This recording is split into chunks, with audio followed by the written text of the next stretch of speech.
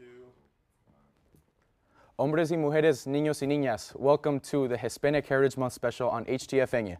Esta celebración comenzó el septiembre 15 y dura hasta el octubre 15, pero siguiendo la costumbre hispana vamos a comenzar tarde como siempre.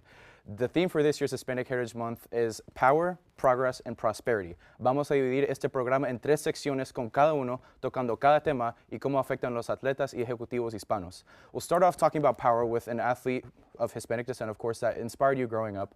Después, vamos a hablar sobre el progreso con atletas hispanos jóvenes que están apoderándose del mundo deportivo. And lastly, we have a really exciting trivia game show segment lined up for you guys covering Hispanic foods, maps, flags, and tendencies. I'm really excited for that one. To top it off, we've got a deep roster of former, current, and new HTF members to talk about a deep-rooted and unifying topic that is our Hispanic heritage.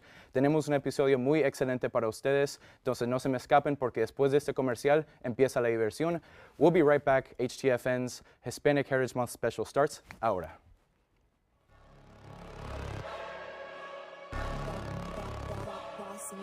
Things gon' change when I really hit the field. Undefeated champs, man, you know what's the deal. Tryna find a kid, I'm in the field doing drills. Boy, you just a sucker, you ain't never keep it real. 3 rings in my hand, I'm a warrior to the max. When I hang it up, they gon' have to give me plaques. Step up in the building and I only bring the facts. When I make a highlight, they gon' replay, run it back, okay? Always locked in, I don't got time to lax. Saying he the best, he could take a lap. Batted 1,000 when you check the stats. Boy, is you ready? You ain't gotta ask.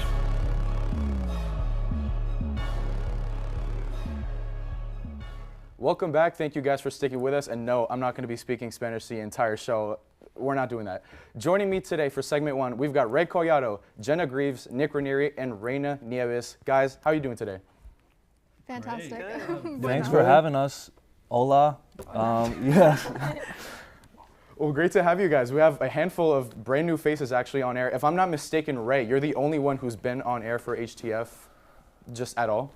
Wow, I didn't realize that till just now. Like, everyone was asking me about HTF. I just now noticed in other questions I've been answering. Yeah, I think I'm the only one who's been on air for You're HTF. the vet. You're the vet right now. We're going to be following your lead.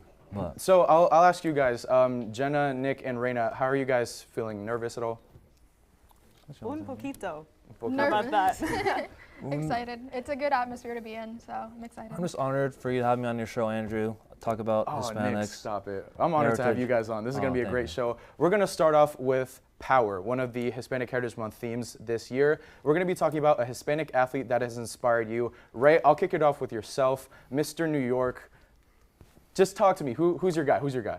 Okay, for New York, Victor CRUZ is the man I grew up watching. He was the #1 receiver for our Super Bowl Giants back in 2011, 2012. He was salsa and everywhere. I got to see him salsa in the Super Bowl. It was a 3-yard slant route, but God, it was a sight to behold. He's the reason I know how to salsa.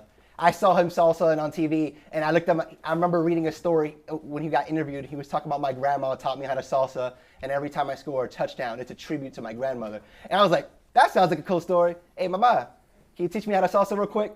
It's not as easy as it looks. It's all with the hip movements, but Victor CRUZ is the only reason I know how to salsa, and bachata as well. Bachata's not as hard though. But Victor CRUZ is the reason I know how to dance Spanish-wise. I don't know if that's sad, good, but thank you to Victor CRUZ for teaching me how to dance indirectly. That's a really nice story, Ray. I'm not going to lie to you. After the show, I'm going to need you to teach me how to salsa as well. But Ray, let me ask you this. Was there any moment specifically that had Victor CRUZ just earn his place in your heart? It was probably one of the first times I watched him, because when I first seen him, I was like, there's not too many Hispanics in the NFL to my knowledge. And when I seen him salsa, I'm like, wait a minute, who is this number 80 salsa in the end zone? So I did my research. I'm like, oh, it's someone like of my descent who's Spanish speaking, and he's playing football at the highest level. And not only at the highest level, but for my team, the Giants. I'm a New Yorker through and through, born and raised in the Bronx. But Victor CRUZ is by far my favorite player because of that. Yeah, and I'm going to keep it in the area of New York and toss it over to Jenna, who's going to be talking about Carmelo Anthony. I'm not super fond of him, but at least you're retired a Laker, so I'll give it to you. I can't believe you're not super fond of him. Carmelo Anthony is one of my favorite basketball players. I mean, not only is he, thank you, Ray. Not only is he an amazing basketball player on the court, but he never forgot about his hometown of Puerto Rico. He has so many charity funds set up over there. for Hurricane Maria recovery, and it's just so amazing to see that he made it big in the league, but he never forgot about his hometown. Yeah, and I'll ask you the same thing, Jenna. Was there any moment specifically in Carmelo Anthony's career that won you over? Yeah, really back in 2016, I started watching him, and that one game where he was playing for the Knicks against the Bulls, they were down in the fourth quarter, and he single-handedly brought it back, tied it up, and won it for them in overtime. One of the most exciting games I've ever seen. Melo, my boy. Preach, girl, preach. And I'm going to ask you this one last question that's a little bit controversial, and just to get some sparks flying. Of course, he played for Denver for I don't know how many years, number 15, but here we have Nikola Jokic taking over the throne as number 15. If they were to retire one of the jerseys between Melo and Nikola Jokic, who do you think deserves it? Melo all the way, okay? I'm such a Melo stan. He's my boy. Ooh, Angela didn't like that. No, I mean, a championship, I mean, whatever. But I'm going to pitch it to my guy real quick. James Rodriguez, native of Colombia. I wish I'd seen him in his prime. He was ridiculous. 2014 World Cup, he was arguably, like with Messi, with Ronaldo, all of them, the best striker in the world. He was putting up ridiculous numbers. You guys can see the stats right now. And not only that, he carried Colombia, I believe, to the quarterfinals, where we lost to Brazil 2-1 on July 4th, 2014. That day scars me with every ounce of my being. I'm never going to forget it. I hated watching that game. James put on such a show, not just in that game, but throughout the entire Cup. Since then, he's signed with Real Madrid, with Bayern Munich, but since then, he's been a little bit on the decline. He is getting up there in age. He's not the ripe star that he used to be back in 2014 for Colombia, but that was definitely his prime. He had, oh my God, he had my grandma cursing in not even different languages, different dialects of Spanish, and I was learning new words, writing them down. I have a notepad full of curse words specifically from my grandma from that World Cup, from that game. It was insane. I don't know if you guys at the desk have seen or have heard of James Rodriguez, but he was definitely one of my favorite players growing up. He was my favorite soccer player, and he still is. All love to him. But we're going to stick to the realm of soccer. Nick, I'll kick it to you with the actual GOAT of soccer, Lionel Messi. Yes, thanks for saying that. The GOAT of soccer, Leo Messi. I'm going to talk about Lionel Messi, born in Argentina. I've been practicing that. I hope I sound good. Yeah, he played for FC Barcelona, got recruited at the age of 14, played his first match, debuted at age 16. He's 7-time Ballon d'Or winner, one-time World Cup, which I just want to talk about that. The World Cup 2022, beating France. What he did for the country of Argentina, they went crazy over that. I don't know if you've seen videos, but flooded the streets. He is a legend. I am not Argentinian, I am Peruvian, but he is the South American GOAT. The debate, Ronaldo v. Messi, I think right now, Inter Miami, he is going off. He's insane. He is a legend. He has been helping out Miami a lot, especially with how bad they've been doing this season. But I'm going to finish it off real quick. Reina, you were going to talk about Roberto Clemente. Roberto Clemente. He Yes. is the pride of Puerto Rico, born in Carolina, Puerto Rico, which is known as the City of Giants or La Tierra de los Gigantes. You see his face plastered everywhere on the streets where I'm from. He was one of the best right fielders of all time, batted an average of .317 and hit exactly 3,000 hits before he passed, unfortunately. He lived a life of service. He helped clinics. Helped the less fortunate was when he was off the field, what he mainly did, and unfortunately that led to his demise in 1972 en route to an earthquake in Nicaragua, carrying supplies. His plane unfortunately crashed into the Atlantic Ocean, but his legacy still lives on and with the people of Puerto Rico, and I'm proud to say that he is my Hispanic Heritage Month hero. I will say I hadn't heard of him, much of him at least, before like just doing research for the show. But when I did do the research and I read about his story and everything he did on and off the pitch, or the diamond, I guess, it was ridiculous. I'm really glad he's being talked about. I know Nate's a big fan of his as well. But with that being said, we're going to wrap up this segment. Thank you guys for joining me today for this show. We're going to get right back with progress and prosperity right after this commercial. Welcome to HTF Hot Takes. I'm Johnny Jackson. We've got Emily Aaron to my right and Maluka Costa to my left. Hello and welcome to our segment of Hot Ones. I'm here with Noah Kemper and Grant Wheeler. Yep, I knew that. Grant Wheeler. Listen, I'm a Bulls fan, but I just can't ever argue against LeBron. I watched him my whole life. I've been going back and forth this debate for a long time. It's got to be Michael Jordan. Whatever she wanted. I would wake up in a maid costume for Doja Cat. Brutal. Jeffrey Laux, no question. Richie, I would give it to Richie. It is not Richie. It is not Richie. No, it's Jeff. Richie's pronouns are he, they, because he cannot be him. What? Oh, wait a second. I'm gonna have to also agree and say Jeff. He always is spiffy. It might be Cameron. Cameron's had some good fits. Out of the women, Norelli always dresses really, really cute. Oh, that went so awful. It's basketball. College football, I think, is the best sport to watch. If you don't like soccer, it's because you suck at it. I think college football is the best. Thanks for watching. 3, 2.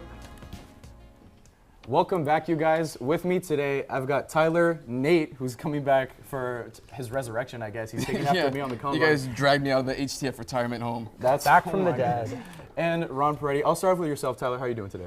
I'm doing great. I'm excited to be here on the Hispanic Heritage Month Special to represent Spain, my homeland. Hi, Mom. I hope you're watching. I hope I make you proud. He won't. And Nate, like you said, coming back from the grave, how does it feel to be back in your old stomping grounds? Man, it feels so great just to be around you guys and to see how much the program has grown and how much you've grown individually. Just see like you taking charge. I'm really proud of you and the program and where it's heading. Don't get me to. I'll leave Richie out of this. But Ron, last but not least, how are you doing today? Oh, I'm doing awesome. I can't wait to talk about some of these players that we were going to be talking about. Of course, and one of the best journalists UCF has to offer. So thank you, we're going to kick it off real quick talking about progress. That's going to be a young Hispanic athlete who you see taking over the sporting world. Tyler, I'll start it off with yourself, a fellow Spaniard in Pedri. Yes, Pedri, he is a midfielder for FC Barcelona, so, you know, no one's perfect. I wish he'd play for Real Madrid, but alas.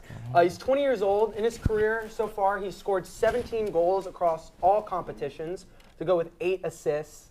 36 of his shots have been on target. And he has gotten a lot of international playing time as well. 18 appearances for the Spanish national team. And he's really starting to get that consistent starting role in Barcelona. They've had Frankie de Jong, of course, for the longest time there. And recently, in 2021, he was the Golden Boy winner for the world's top young player. And fun fact, the past winner, another Spaniard, Gavi, his fellow Barcelona midfielder teammate. So I think this is going to be a great year for him. He's poised for a breakout. Now, sadly, he's started this season injured, so hopefully he makes a quick, speedy recovery to represent España. Of course, and I don't think speed is something he necessarily needs right now. He's only, what, 20 He's years only old? 20. Exactly, He's got plenty of time. Is he younger than all of us here? I think he's definitely me. Definitely me. Definitely me. My age. But we're going to kick it to the opposite side of the desk with Ron, who's going to talk about another Ron, Mr. Ronald Acuna Jr. Yep. I really like him because not only because he's Venezuelan where I'm at, he's also grew up where I grew up, right? So like, you know, when I see him post videos, we've heard about this kid in Venezuela since, even when I lived there when I was 11, we knew he was going to be the star. And you know, it's always nice. I think he's inspiring because obviously he plays the game. People get mad at the way he plays because he celebrates too much, but I just think he plays the game with fun, with passion. You know, every single time he posts a video going back home, you know, I kind of get those feelings when I lived there, when I was around those same areas. So I just love watching him play. I think he's the MVP this year for the National League, which I don't think it's anything crazy. He's just had an amazing year. And talking about Pedri, just on that, you know, he had a crazy 2020 where he played, I think, like 80-something games. He played all season. He didn't get an off season. And to see, I think at the time he was probably 19, 18, to see a kid that age playing U17s, then playing the Euros, and playing in all these different competitions is just crazy to see. Of course, and it's inspiring not just as a Hispanic, but to see someone that young taking over the world like that, it's ridiculous. It's something you don't see very often. But speaking of young, well, the player is young, not so much the person who's going to be talking about him. Dude, I compliment you, and then now you don't age jokes. Well, I mean, look, it's just part of the, yeah. I take back my compliments. You're pushing 30, buddy. I am not. I didn't oh say my that. God. I didn't say that. Jeez. We're going to be talking about Charlee Soto. Yeah. Nate, go for it. Right-handed pitcher from Kissimmee. He became the first player ever from Kissimmee to be drafted in the first round of the MLB draft. You know, 18 years old, already throws 100 miles per hour. You know, something light. And I mean, yeah, he's. But beyond that, you know, He's helping at food drives. He's very involved in the community. So for as good as he is on the mound and as hard as he can throw, he's just as focused on helping others and making an impact in his community, which is, just something that's, for someone that's 18 years old to be doing that and just kind of have that grasp of life, like there's more to what I just do. Like, he's bringing other people joy and, just that impact, it's something that's going to stick with him. And I think he can, hopefully if he keeps on developing, like it wasn't a smooth path to get to where he got, he had to do, it was a lot of work in the off season to where he eventually became who he was. And I think that work ethic can help him turn into one of the better pitchers in baseball if he keeps on progressing. Of course. And do you know where he went to college? He didn't go to college. He got drafted right out of high school from Reborn Christian Academy. Oops. Graphic says otherwise. He was committed here. Okay.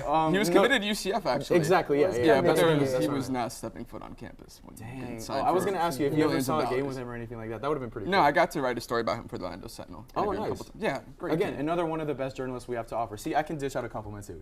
It's, it's just Nate. We need to take advantage while he's here. And I'm going to finish off the concept of prosperity with none other than Melissa Ortiz. She's a West Palm Beach born Colombian, yeah, Phil's happy behind the camera. West Palm Beach born Colombian national team player. She actually hosted a New Year's party in 2016 or 2017 that my family and I were invited to, and she was super nice, super humble. You walk up to her, you wouldn't even think she's playing like, internationally, but there she is. Unfortunately, at one point in her career, I believe around 2015, she suffered she tore her right Achilles, and that set her back a lot. But since then, she's let go of playing professional soccer, and she's moved on to the world of journalism, where she actually went to Qatar for the World Cup and represented, I believe, Fox, in just covering the event, covering athletes, specifically Hispanic women, Latinas. And she's done a great job. And one last thing, to show you how down-to-earth she is, back in 7th grade, she came to my middle school and spoke to my class, and specifically to the girls of the class who wanted to be athletes in the future or who were just on a sports team. Hey, you can do it. Hey, here's what you can do. Never give up. Follow your dreams. Everything like that to 7th graders when she's an international player. It's ridiculous how, she just comes down to the common man, not even the common man, the common kids. We're not even out of middle school yet, and she's out here talking to us like we're grown adults, So that goes to show how great of a person she is. Hopefully she sees this. I did try to reach out to her for an article over the summer, but it didn't work out because she was in Qatar, But moving on, we're going to be talking about, prosperity, which is going to be a non-athlete member of the sports realm, being a coach, journalist, reporter, GM, owner, whatever, that is leaving behind a great legacy. We'll go in the same order. Tyler, I'll start off with you with Tom Flores. So, yes, mine is former NFL Raiders head coach Tommy Flores. Flores was the first ever Hispanic player and coach to win a Super Bowl and be inducted into the Pro Football Hall of Fame. He's better known for his coaching days, so we'll talk about that. His first season with the Raiders, he goes 9-7, so a pretty solid year. Just missed out on the playoffs, but it was the following year where he started to make noise. He led his team to a Super Bowl 15 victory, going 11-5 that season, where they defeated the Philadelphia Eagles. Another fun fact about that Raiders team was the first ever wild card team to win the Super Bowl. And then 2 years later, 1983, he wins his second Super Bowl with a 12-4 record, defeating Washington in Super Bowl 18. And at the time of him winning that second Super Bowl, he had the second most Super Bowl wins, behind only former NFL head coach and Hall of Famer Chuck Noll. In his seasons with the Raiders, he had a record of 83-53 with 5 playoff berths, with an 8-3 record in those playoff games, going undefeated in the Super Bowl. And then he later moved to the front office with both the Raiders and then later the Seahawks. Made a brief comeback in the mid to late 90s with the Seahawks as a head coach. But all around, he is remembered as one of the best head coaches in NFL history in my mind. Now, granted, you won't see that with the stat sheet, but because only 100 wins, that's, I believe, not even top 15 in win. But he won in the playoffs where it mattered most. And in 1982, the one year he didn't win the Super Bowl with the Raiders, he was named NFL Coach of the Year. Interesting. What a resume, for this guy on so many different levels. But I'm going to kick it to Ron real quick with one of the coolest names I've ever heard, Ernesto Jerez. Talk to me. See, Ernesto Jerez, if you guys don't know him, he is an ESPN Deportes commentator, mostly baseball. Every now and then he dabbles on the football, whichever he gets called, but he's kind of like the guy who he does whatever they call him to. for me, what he did, baseball was the first sport I ever watched, so he was the one who really got me into sports. Watch him commentate, he had all that passion. He had just so much in his voice where, you didn't know who he was, but his voice and him commentating over the sport was the thing that got me into sport, that wanted me to go and be like, hey, I want to watch this. Got me into journalism. I want to be a journalist in the sports world because of him. And then just in sports, he always does interview with young players. He's always humble. He's always talking to people, even on Twitter, on social media. He's always doing interviews. He's just a very open person, and I think he inspires people. And not only me as a journalist, but he inspires other people, other athletes at sports, because that's who they watch. Other baseball players watch him when they grow up due to his passion in the game, and I think that's something kind of we need to keep around because it helps just the game out so much. Yeah, of course. And Nate, I'm going to toss it to you real quick. Who's going to cover Veronica Hernandez? Yeah, she's the first Latina GM in minor league history. She's the general manager for the Modesto Nuts, a single-A affiliate for the Seattle Mariners. She was promoted to that position on May 11th, and she's one of only 3 minor league general managers of Latin American descent. And across like 120 affiliates, there are so many minor league teams like that major league teams have.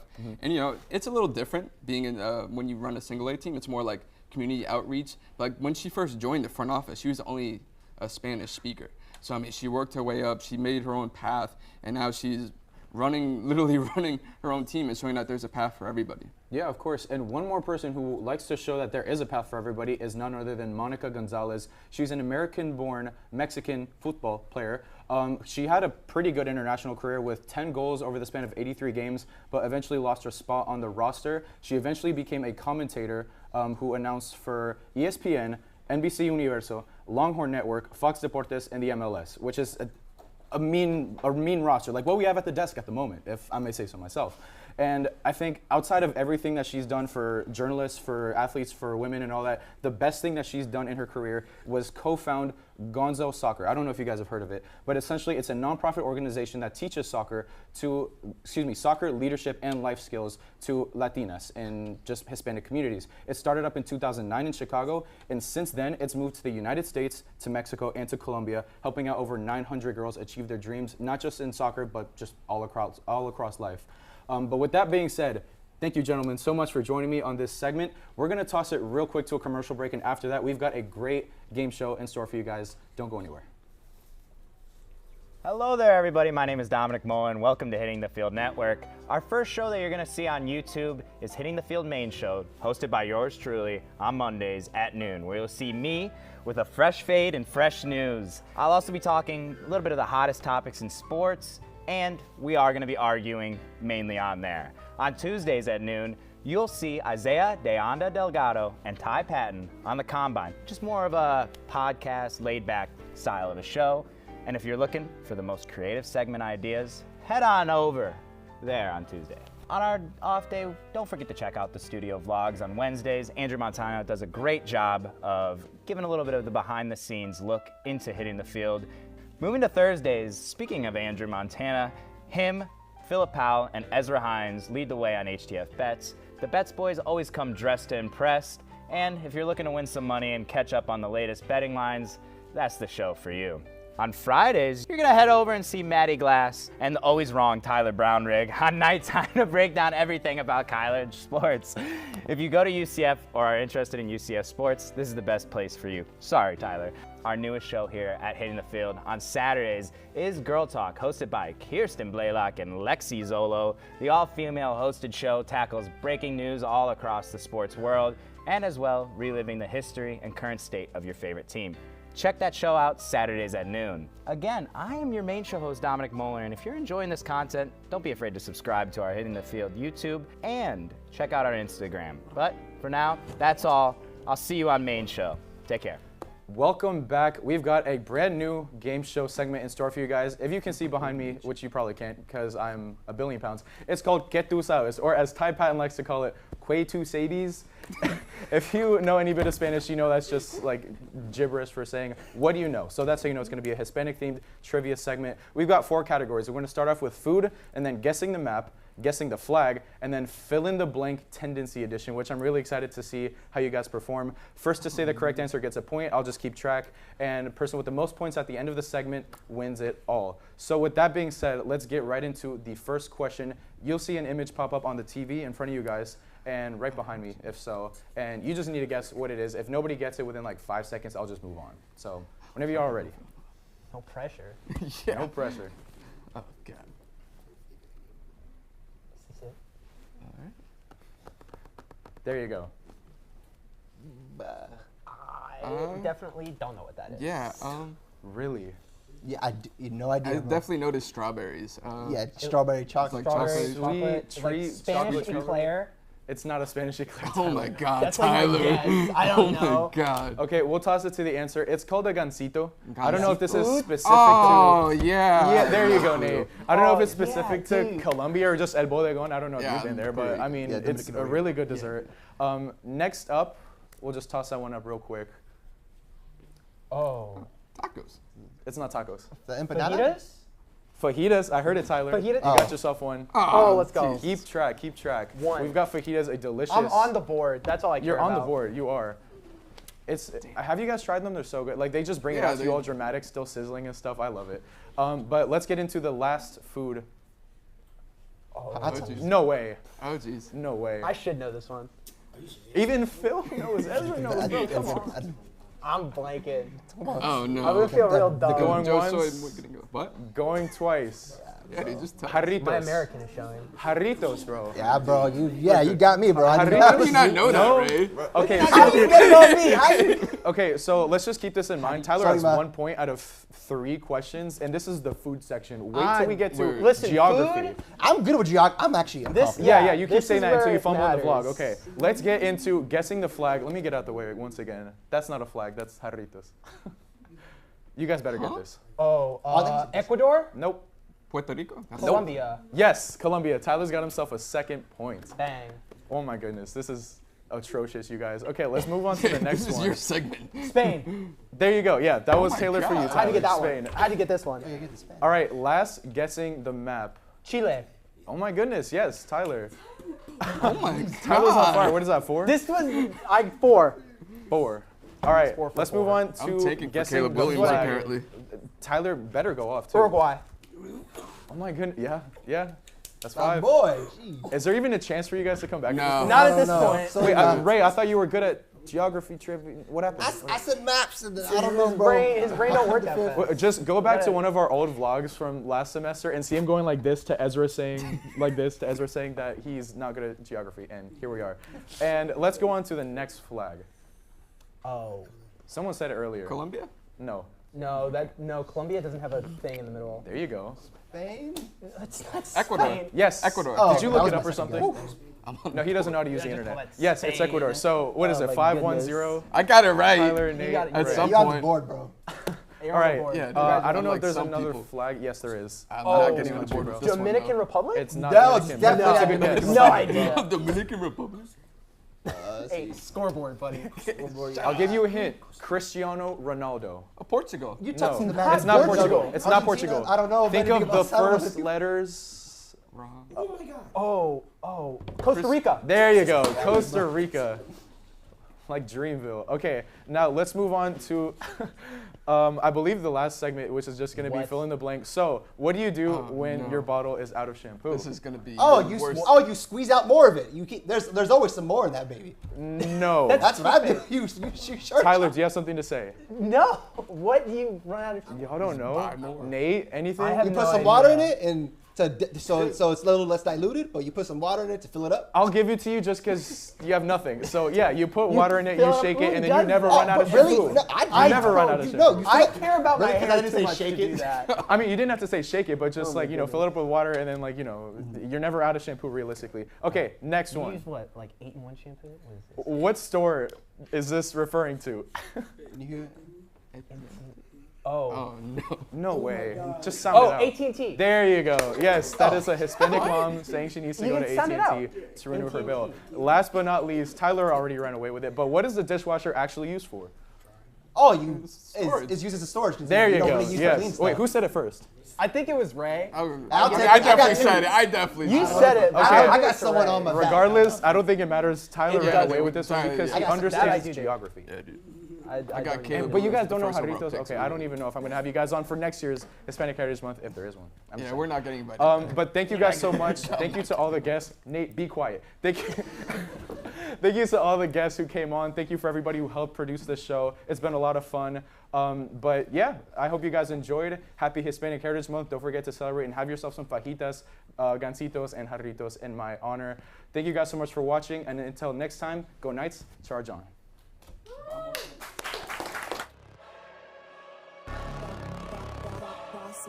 Things gon' change when I really hit the field. Undefeated champs, man, you know what's the deal. Tryna find a kid, I'm in the field doing drills. Boy, you just a sucker, you ain't never keep it real. 3 rings in my hand, I'm a warrior to the max. When I hang it up, they gon' have to give me plaques. Step up in the building and I only bring the facts. When I make a highlight, they gon' replay, run it back, okay? Always locked in, now I don't got time to lax. Saying he the best, he could take a lap. Batted 1,000 when you check the